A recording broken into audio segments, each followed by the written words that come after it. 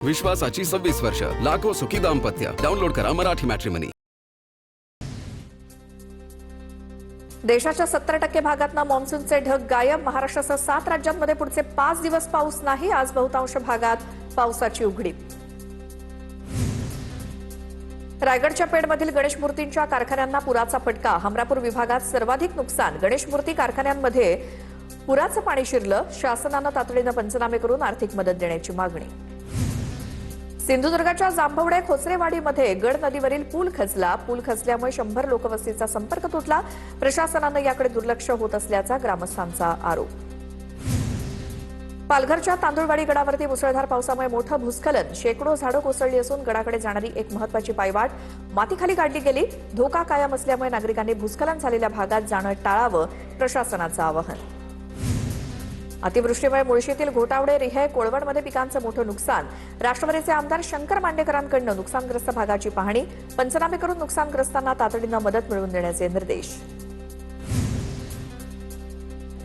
जुन्या कसारा घाटातील जव्हार फाटा येथील कोसळलेल्या संरक्षक भिंतीची दुरुस्ती सुरू. TV9 मराठीच्या बातमीचा इम्पॅक्ट. प्रशासनाकडून तात्काळ दखल घेत डागडुजी सुरू.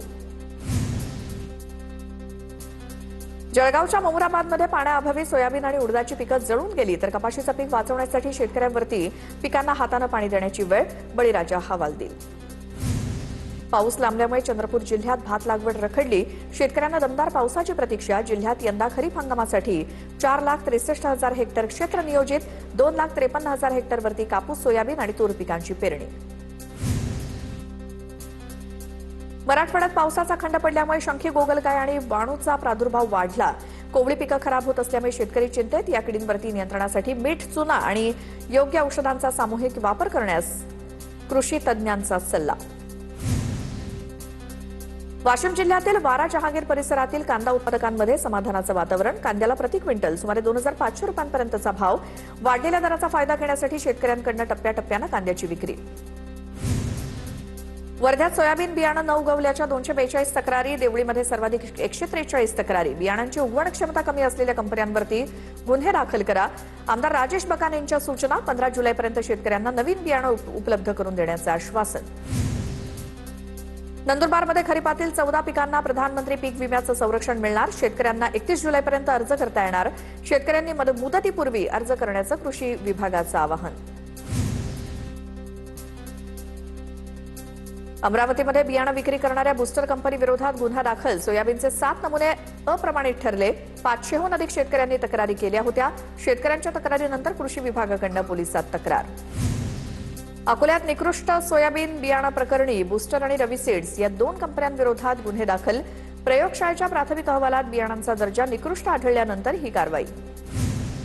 धाराशिव जिल्ह्यात यापूर्वी सुमारे 2.5 लाख हेक्टरवरती सोयाबीनची पेरणी. मात्र अनेक भागात उंटअळीच्या प्रादुर्भावामुळे सोयाबीनच्या पानांची मोठ्या प्रमाणात कुरतड. त्यामुळे पिकांच्या वाढीवर परिणाम होण्याची भीती शेतकऱ्यांनी व्यक्त केली.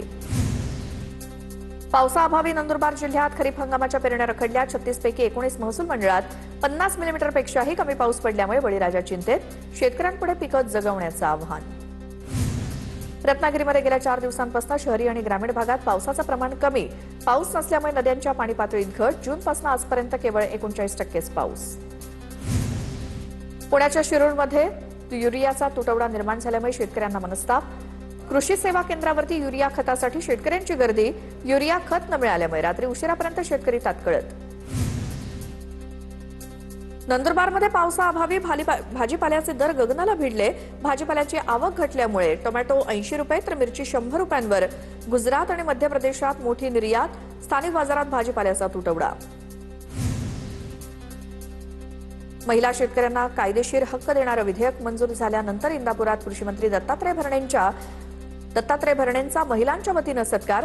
तुळशीहार आणि फेटा बांधून महिलांकडून भरणेंचा गौरव. हिंगोली जिल्हा परिषदेच्या मुख्य कार्यकारी अधिकाऱ्यांकडून हरिद्रा हळद संशोधन केंद्राची पाहणी. शेतकऱ्यांना जास्तीत जास्त फायदा कसा पोहोचवता येईल त्या दृष्टीनं अधिकाऱ्यांना मार्गदर्शन. वाशिम शहराला पाणी पुरवठा करणाऱ्या एकबुर्जी प्रकल्पात केवळ 10.35% पाणीसाठा शिल्लक. मागील वर्षी जुलैमध्ये याच प्रकल्पात 31% पाणीसाठा.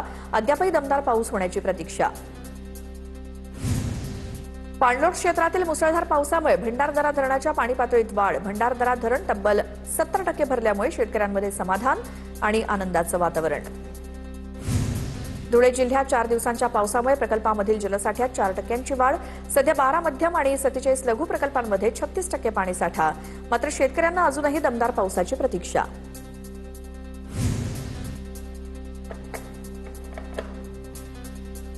नांदेड विष्णुपुरीतील उड्डाणपुलाचा भाग कोसळल्याच्या घटनेची केंद्र सरकारकडून गंभीर दखल. NHAI पथकाकडून विष्णुपुरीच्या पुलाची पाहणीत पुलाच्या बांधकामातील अनेक तांत्रिक त्रुटी समोर आल्याची माहिती.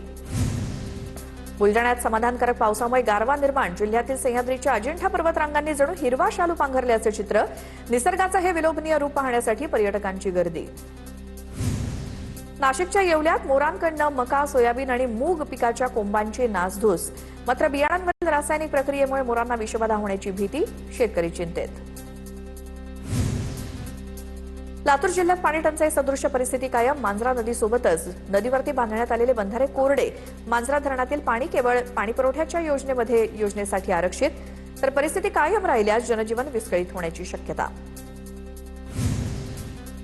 सुरगाणा तालुक्यातील साखळचोंड धबधबा सध्या पूर्ण क्षमतेनं प्रवाहित. महाराष्ट्र गुजरात सीमेवरील पिंपळसोंड गावाजवळ असलेल्या धबधब्याचं मनमोहक ड्रोन दृश्य समोर. निसर्ग सौंदर्याचा आनंद घेण्यासाठी पर्यटकांची मोठी गर्दी. पावसाळी पर्यटनासाठी कोंडेश्वर धबधब्यावरती पर्यटकांची गर्दी. मुंबई ठाण्याच्या पर्यटकांमुळे कोंडेश्वर हाऊसफुल. पर्यटकांनी निसर्गाचा आनंद घेताना काळजी घेण्याचं आवाहन. अहिल्यानगरमध्ये झालेल्या पावसानं भंडारदऱ्यातील धबधबे प्रवाहित. सुकाळी या भागामध्ये धुकं पडत असल्यामुळे भंडारदऱ्यात पर्यटकांची संख्या वाढते. नाशिकच्या इगतपुरीतील तळेगाव शिवारात असलेल्या कपारेश्वर महादेव इथे पर्यटकांची संख्या वाढली. पावसामुळे परिसरातील धबधबे देखील प्रवाहित. त्यामुळे पर्यटकांची गर्दी वाढली आहे. मोशीतील दुर्घटनाग्रस्त इमारतीतून सर्व 9 मृतदेह बाहेर काढले. अखेर 83 तासांनी शोध मोहीम थांबवली. दुर्घटनेतून एकूण 14 कर्मचारी बचावले. मोशी इमारत दुर्घटनेतील मृतांच्या नातेवाईकांना 40 लाख रुपयांची मदत जाहीर. महापालिका, राज्य सरकार आणि संबंधित कंपनीकडून ही मदत दिली जाणार.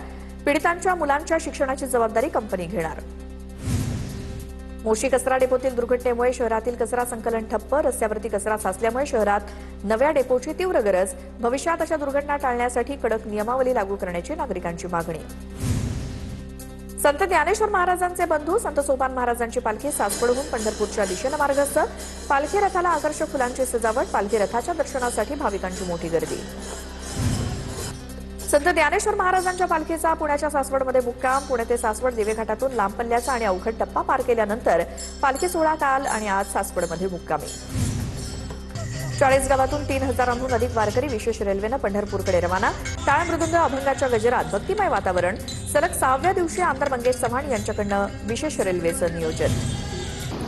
800 ज्येष्ठ नागरिकांना महाबोधी विहाराच्या दर्शनासाठी घेऊन जाणारी विशेष रेल्वे रवाना. मुख्यमंत्री फडणवीसांच्या हस्ते हिरवा झेंडा दाखवून नागपुरातनं गाडी मार्गस्थ. बोधगया इथे महाराष्ट्रातील यात्रेकरूंसाठी 10 एकर जागेवर अत्याधुनिक यात्रीगृह उभारणार. शेवगाव पाथर्डीच्या सायकलस्वारांची पंढरपूरकडे सायकलवारी रवाना. वारीमध्ये तरुण तरुणींसह तब्बल 55 ते 60 सायकलस्वार सहभागी. हे वारकरी 3 दिवसात 200 किलोमीटरचा पल्ला पार करणार. मालेगावात शेतकरी सहकारी संघाची सत्ता ही दादा भुसेंच्या हाती. शेतकरी सहकारी संघाच्या सभापतीपदी दादा भुसेंचे समर्थक अनिल निकम तर उपसभापतीपदी सुभाष गिल यांची बिनविरोध निवड. शहादामध्ये 40 विद्यार्थ्यांना विषबाधा झाल्याप्रकरणी पालक आक्रमक. पालकांकडून वसतिगृहात मोठी गर्दी करत संताप व्यक्त. दोषींवरती तात्काळ कारवाई करावी या मागणीसाठी पालकांचा ठिय्या. समाज कल्याण विभागाच्या आश्वासनानंतर आंदोलन मागे. धाराशिवच्या भूममधील दूध भेसळ प्रकरणातील आरोपींच्या शोधासाठी पोलिसांची पथकं रवाना. या प्रकरणी 7 जणांविरोधात गुन्हा दाखल. अद्यापही आरोपी फरार. भूममधील दूध भेसळ प्रकरणामुळे सर्वत्र खळबळ. छत्रपती संभाजीनगरमध्ये गोर बंजारा समाजाचा राज्यस्तरीय मेळावा. मेळाव्यातून बंजारा समाजाला एसटी प्रवर्गातून आरक्षण देण्याची मागणी. आरक्षणाबाबत तात्काळ निर्णय न घेतल्यास राज्यभर तीव्र आंदोलनाचा इशारा. कराड उड्डाणपुलाच्या दोन्ही लेनवरती वाहतूक सुरू. चाचणी तत्वावरती या पुलाची 1 लेन वाहतुकीसाठी खुली करण्यात आली होती. या उड्डाणपुलामुळे वाहतूक कोंडीचा प्रश्न संपणार असून प्रवास वेगवान होणार. कोल्हापूरच्या इचलकरंजीतील न्यू व्हिजन विद्यामंदिर परिसरामध्ये चिखलाचं साम्राज्य. संतप्त विद्यार्थ्यांनी चिखलात कागदी होड्या सोडत आंदोलन केलं. विद्यार्थी हे दररोज जीव धोक्यात घालून शाळेमध्ये ये जा करतायत. कोल्हापूरच्या इचलकरंजीत पगार रखडल्यामुळे घंटागाडी बंद. इचलकरंजीत चौकात कचऱ्याचे ढीग, नागरिक त्रस्त. या प्रकरणी कायमस्वरूपी तोडगा काढण्याची मागणी.